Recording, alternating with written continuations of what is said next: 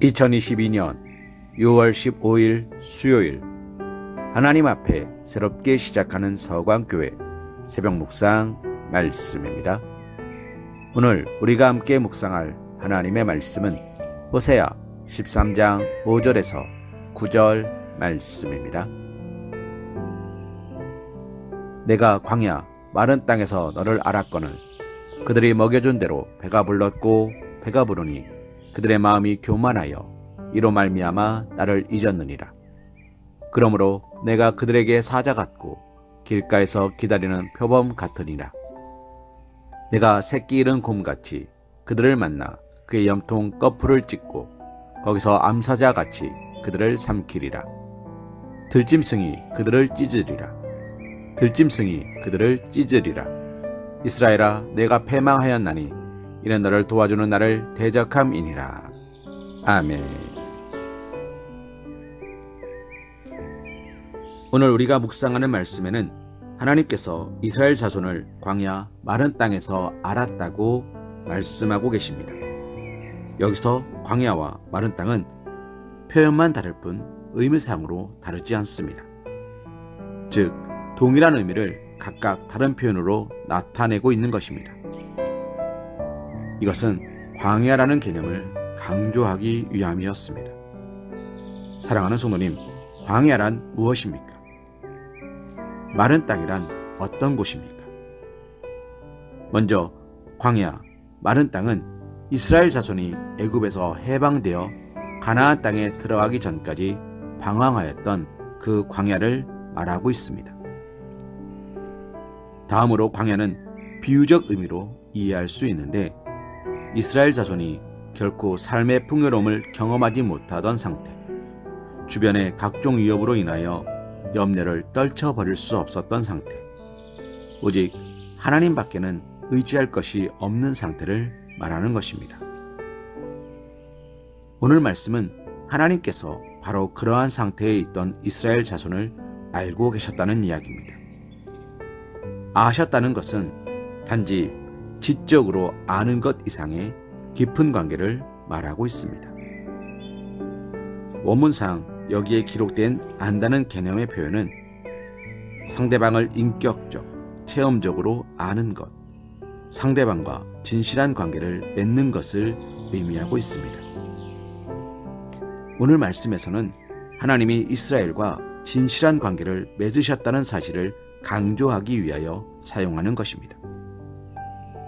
하나님은 이스라엘이 거대한 왕국을 형성하였을 때, 또는 그들이 풍요로운 삶을 누리고 있을 때 그들과 진실한 관계를 맺고 계신 것이 아니었습니다.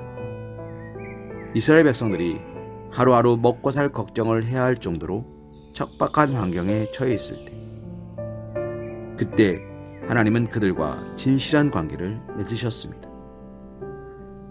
하나님은 그처럼 척박한 상황에 놓인 그들에게 지도자 모세를 통해 말씀하셨고, 불기둥과 구름기둥으로 인도하셨고, 만나와 메추라기를 내려주셨고, 반석에서 물을 내게 하셨으며, 주변 모든 대적들을 물리치시는 등 섬세한 손길을 통해 그들을 돌보시고 그들을 찾아주셨던 것입니다. 사랑하는 성도님, 우리는 이런 사실을 통해 척박한 우리의 삶의 자리에서 하나님을 더 가까이 하며 하나님의 복되심과 은혜로우심을 체험할 수 있다는 중요한 교훈을 얻어야 합니다. 우리는 이러한 사실을 성경 곳곳에서 확인할 수 있기 때문입니다. 성경을 시작하는 창세기에서 가장 복된 인물로 묘사되는 인물은 요셉입니다. 그의 인생에서 광야와 같은 척박한 상황을 든다면 바로 형들의 시기로 애굽의 노예로 팔려간 때, 그리고 보디발의 아내의 유혹을 물리치다 누명을 쓰고 감옥에 간 시기라 할 수 있습니다. 그러나 사도행전에 기록된 스데반의 설교 중에는 이 시기를 다음과 같이 이야기하고 있습니다. 여러 조상이 요셉을 시기하여 애굽에 팔았더니 하나님이 그와 함께 계셔 그 모든 환난에서 건져내사. 무슨 말입니까? 그에게 있어 그 시기는 겉으로만 보면 고난 중의 고난, 척박한 광야에 버려진 것처럼 보였지만 바로 그때가 하나님이 그와 함께 하셨다는 것입니다. 바로 그때 하나님이 그와 함께 하셨다는 것입니다. 바로 그러한 하나님의 함께 하심으로 인하여 그가 겪은 위기는 능히 극복할 수 있는 것이 되었고, 심지어 애굽과 자기 온 집의 통치자로 서는 도약의 토대가 되기도 했습니다.